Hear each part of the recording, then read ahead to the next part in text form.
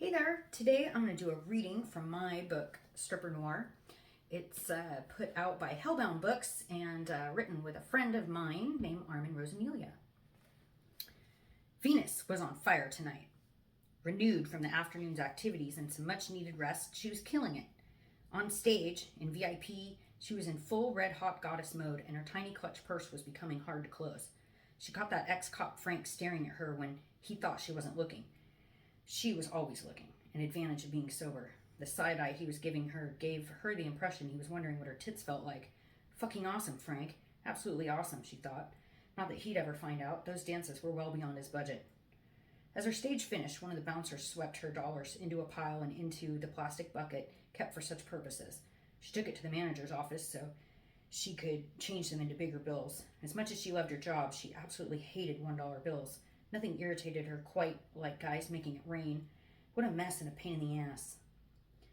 Not only did she have to stop what she was doing to wait for one of the meatheads to sweep it up, but the manager took 10% when she traded him in. On top of all the other fees and tips they took, greedy fucking bastard Steve did it extra slow for her too. It wasn't that he was really into her. His type was much more the typical blonde bimbo stripper, but that he knew she didn't like him. Of course, she played it sweet and nice for him, but her contempt was impossible to hide. Trying to stuff the 20s and 100s into her purse was pointless, so she walked towards the dressing room to stash the cash into her locker. As she pushed open the door, the familiar aroma of cheap body spray and sushi farts assaulted her nose. One of the girls was offering advice to another. Lick his balls after you lick his ass to get the taste out of your mouth. Cute, she thought to herself. As she listened, the context became a little more clear. The girl was speaking about her boyfriend and not a client. Minnie was mildly relieved. She started turning the dial on her lock and heard another, far more interesting conversation taking place. Unique was supposed to bring me a bag tonight. Stupid bitch. Probably kept it for herself and got too high to come to work, said a dark-haired girl who called herself Brooklyn. Minnie turned the dial a little more slowly, listening more intently. Nah, said another girl, a blonde who went by Lexus.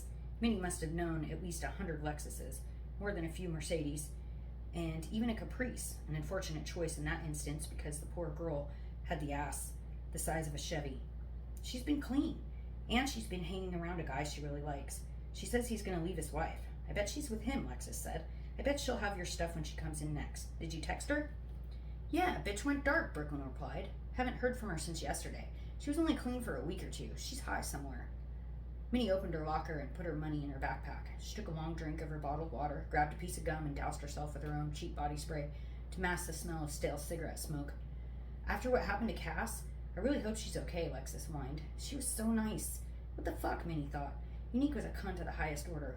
Sometimes these girls were too dumb to see when people were taking advantage of them. Deluded and taken in by Unique's facade of the helpful, experienced dancer trying to teach the new generation.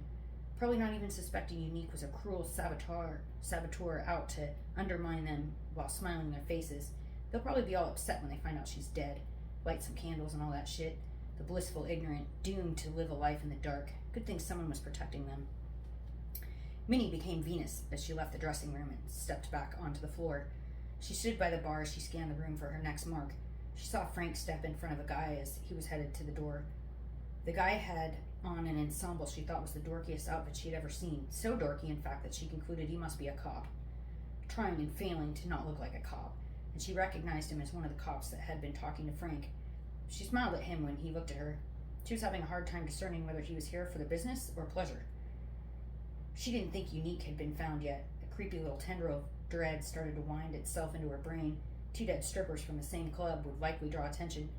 She couldn't help but wonder if she had committed a fatal error, but quickly dismissed the thought. They had been killed by totally different methods and in different locations, not to mention she had only killed one of them, the bad one. Cinnamon came up behind her. Unique didn't make it in tonight. I heard someone say she was murdered. Venus turned her head and rolled her eyes before replying, That's ridiculous. Strippers are flaky. I'm sure she's fine. Ooh, there's a nice one. Catch you later.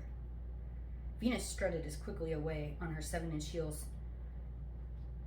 platforms toward the nearest nice-looking customer. She hadn't really decided on approaching him, but the last thing she wanted to do was get stuck in a conversation with the ever-nosy Cinnamon. Trying to pull out of a dialogue with that one was like trying to pull your foot out of a mud puddle without losing your shoe. Cinnamon had a bad habit of running her mouth, Sometimes the things she blurted out could be detrimental to other dancers. A slip of personal information about a girl to a customer could ruin her money or encourage a stalker. Cinnamon had the very real potential to get one of these girls hurt or even killed. That spicy, sweet smile and tone of voice hid carelessness, maybe even malice towards other dancers. Might be a good idea to check that one out sometime. The customer watched her approach with interest. His eyelids looked like they weighed a ton and he had a goofy smile on his face. As he greeted her, the smell of cheap tequila wafted out of his face. "You come here often," he slurred, overestimating his own cleverness. "First time. Maybe you can show me where the VIP room is," she said, matching his goofy smile.